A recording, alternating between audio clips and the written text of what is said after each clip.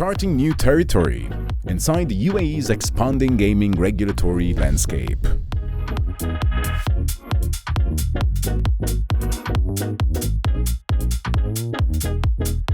Thanks for joining us today for another regulatory conference by WH Partners and Sigma. So 4 years ago, Fabrizio Davigna, who was just here in my place just now, and I attended Sigma Eurasia, where we were inspired to explore the UAE more closely. Just a few months later, we opened our office in Dubai, having immediately recognized the immense potential of the jurisdiction and the region, particularly in the gaming and the fintech space, which are two areas that we focus a lot at WH Partners.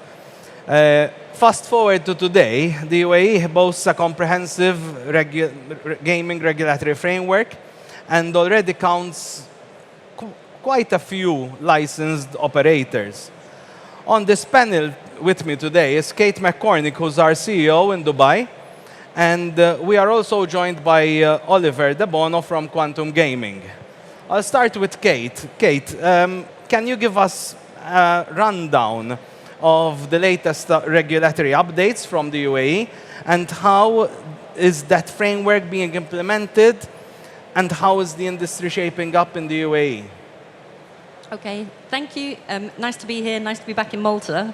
Can't hear you very well. I think you need turning up a little bit on your mic. I think we can't easily hear each other, but everyone is hearing us. Can you please confirm that? Yeah. Okay, so what we know up to today is that the GCGRA, so that's the Gaming Regulatory Authority that regulates at a federal level across the whole of the UAE, was set up about 2 years ago. Up until now, they've issued about 16 licenses. So that's 14 B2B vendor licenses, and then one which is for the first and only land-based, so the Wynn Casino, which is based in Ras Al Khaimah, and then the game, or Momentum, who run the national lottery in the UAE, so it's called the UA Lottery. In terms of how they've been, in terms of enforcement, they've issued quite a lot of cease and desist letters to any illegal activity across the UAE.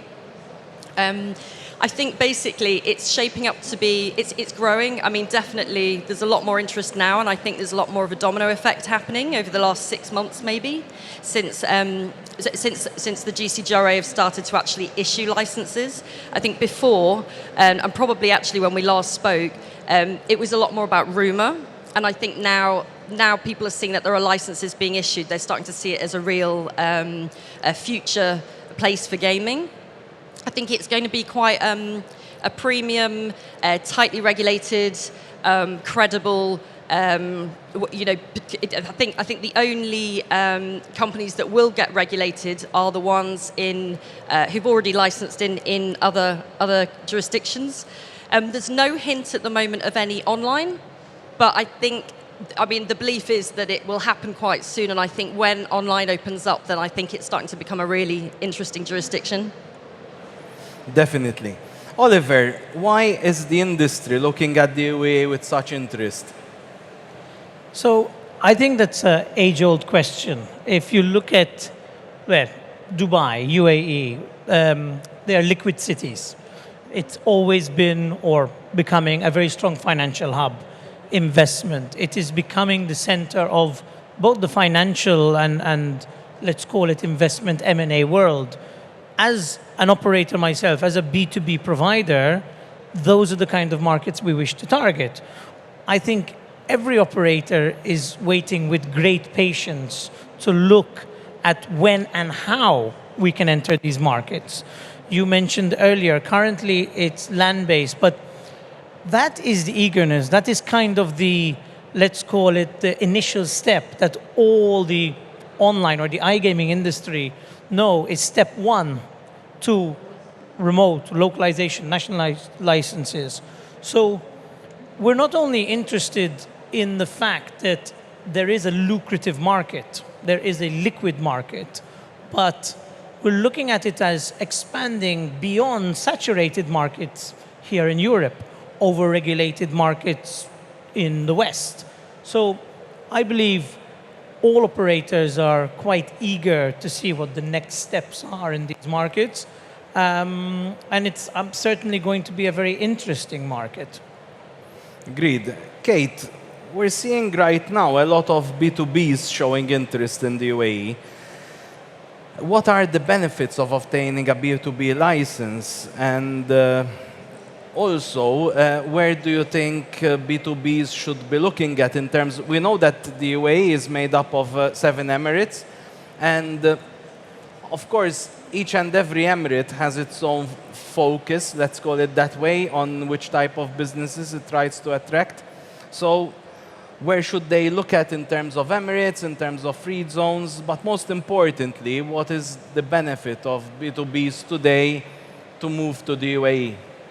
Okay, so far the B2Bs that have had, or the vendor licenses that have been issued, are either providing to the Wynn Casino or to the game. I think that will. That's obviously going to grow. There are different. You can get licenses in different free zones around the Emirates. I mean, you can get a DIFC license if you want to be providing services there. You can get one in Abu Dhabi. Ras Al Khaimah, Raquez, which is the free zone in Ras Al Khaimah, are making a big push actually for new operators or new vendors to come over and get licensed there. They have a partnership with RAC TDA, who are the Tourism Development Board. They've also got partnership with RAC Bank, so they can get bank accounts set up and assist with visas. And it's quite a quick route to market actually, because I think they're saying 6 to 8 weeks. It's probably less expensive. I mean, they're trying to pull more tourism and more industry to the emirate. I mean, there are certain emirate states that just, I mean, Sharjah, for example, because of the cultural sensitivities, it's quite strictly Muslim. There's no way that a casino is going to be built there. I just can't see that happening. But in some of the others, where they're perhaps more open, then I think that it's possible for those to open up too.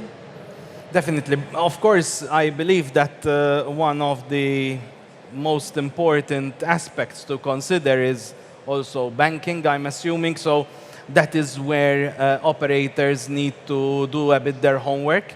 But also, apart from that, certain free zones give certain benefits to operators and support. And definitely Ras Al Khaimah have a director there who is focused solely on gaming. But also, one has to also consider the framework. Some free zones have their own regulatory framework within the free zone, and one has to assess, correct me if I'm wrong, whether that framework is... Exactly, and I think, I mean, the beauty with RAC at the moment is that you can provide services onshore and offshore, and they're very amenable to that. You know, so and you can have direct contact. So it's pretty straightforward. I mean, in terms of gaming companies that are looking at gaming operators who are looking to move out to the UAE, I would say it's going to be very strict in terms of marketing. You have to be really sort of careful about how you position your marketing. So nothing can be targeting locals. You know, you need to use the words commercial gaming as opposed to gambling.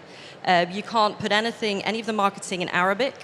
You know, there is sort of these pitfalls that I think operators need to be really careful about. And I would say it's really important to. I mean, my message would be. I think it's going to be open up and be a great market. I think there's so much opportunity, but I think it's going to be quite strict, and you have to be quite careful that you're partnering with the right people to be able to lead you through it. Because I think that's what we've been seeing so far. So yeah, sure. Go ahead. Sorry, I'd love to chime in on that because, you know, we've been looking at some very interesting data sets, and kind of what we're looking at here is what we expected. You can't market to the local population. But if you look at the largest metropolises in the UAE, Dubai, for example, take the inner city, 4 million people, 90% odd of which are non-UAE nationals. So you've got this very unique positioning where you've got to be careful how you're marketing it publicly. But of that audience, if you're saying, come to RAC and whatever kind of campaigns you will be allowed to do, that population that you're targeting is actually non-UAE nationals. So I think eventually that assessment will take place. I think there will be a way to segregate what is, open to the public and not, which ads would be allowed. But the beauty of it is this is all a stepping stone. This is a stepping stone to a market that, as I said earlier, we're very eagerly waiting to open up. But it really depends on how those operators are allowed to go about it. I think the fear is, in my opinion, that no jurisdiction wants it to get out of control too quickly. It shouldn't become the norm overnight. We're talking about very traditional regions like Sharjah that you don't want to one day turn up, or as a government, having big adverts like you've got across Las Vegas, for example. I mean, all of the, MGM and Caesars are building resorts at the moment. I mean, there's still there's no speak about gaming, but everything is offshore, right? It's all on islands around. I mean, the Wynn is built on Marjan Island. Well, this is quite ironic because obviously Caesars did have a plot of land on the marina, but obviously now with the new regulation, they've given that up. But I think that's the way to go. Why not? I don't see anything wrong with keep it offshore, keep it away from the traditional areas. But you've got, as you mentioned earlier, Joe, a fantastic, banking and financial infrastructure to support this kind of tourism. And ultimately, similarly to what Korea is doing now, it's a very interesting cash-driven tourist that you're attracting to your market. Well, you've got, low tax rates or 9% on corporate tax, 0% tax for your staff. It's a nice place to live, 360 days of sunshine. There are great travel connections from Dubai and Abu Dhabi. It's the frontier to Europe, Africa, and Asia. I think, my opinion, once the market becomes a little bit more mature, it will give the likes of Macau a lot of competition. What I think is quite interesting as well, and what I've noticed with clients that are approaching us, they're asking a lot of questions around products. So how are products going to get rolled out? Are we going to have poker? Are we going to have bingo? And I think the reality is, if you have boots on the ground already, the GCGRA are going to be a lot more accepting to then adding extra verticals. So I think it's about, like you said, it's stepping stones, right? It's taking it bit by bit. It's kind of moving quite slowly, but I think it's all moving in a very positive direction. I think the simple fact that the doors are even just ajar already gives pretense to the fact that this market is opening up. 10 years ago, if you said gaming was opening up in the UAE, everybody would say you were crazy. No one would believe you. No. They'd all think you're mad. Yeah. Amazing. Totally agreed. That's actually it. So ultimately, if you think of it 10 years ago, no one would have thought that we would have what we have today. And I believe that in 10 years' time, we'll say the same thing, because it will open up much more.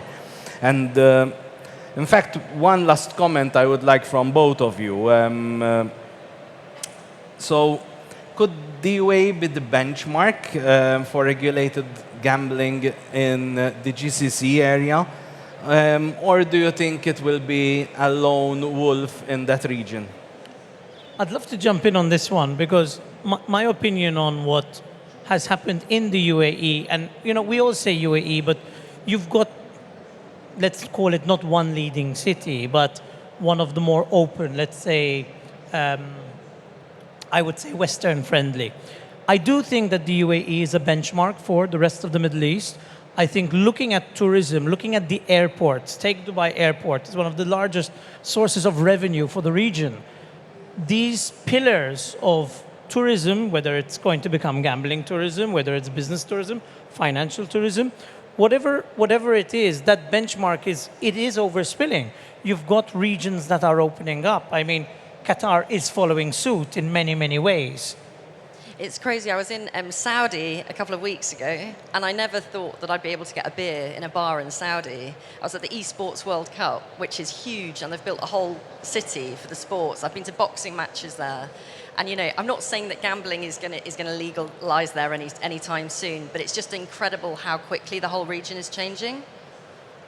Oh, 100%. I think it is opening up, but I'm very in agreement that you don't want to open up too quickly and attract the wrong type of tourists. You know, I see a world potentially, if you look at it this way, a very interesting concept that I was discussing with someone in Dubai not too long ago.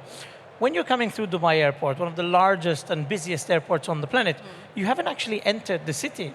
Imagine a world where gambling takes place in those jurisdictions. You're not actually on land. So there's a lot of opportunity here. There's a lot of interesting discussions. But, you know, to answer your question, Joe, 100%, I definitely believe that UAE is leading what the rest of the GCC states do. Totally agree. So, any final comments? No, I was just going to add there, I mean, they've got the infrastructure, they've got the technology, it's business friendly, they're attracting tourism, they've got the right kind of tourists, affluent, what's it, 9 million in Dubai? All affluent people. I kind of think there's a lot of, there are challenges obviously from a regulatory perspective because things are changing daily, and it's still early days. So a lot, we're guessing right now. But I think all of the positive points are there and pointing in the right direction. I would just say for any operators who want to move there, just go with caution.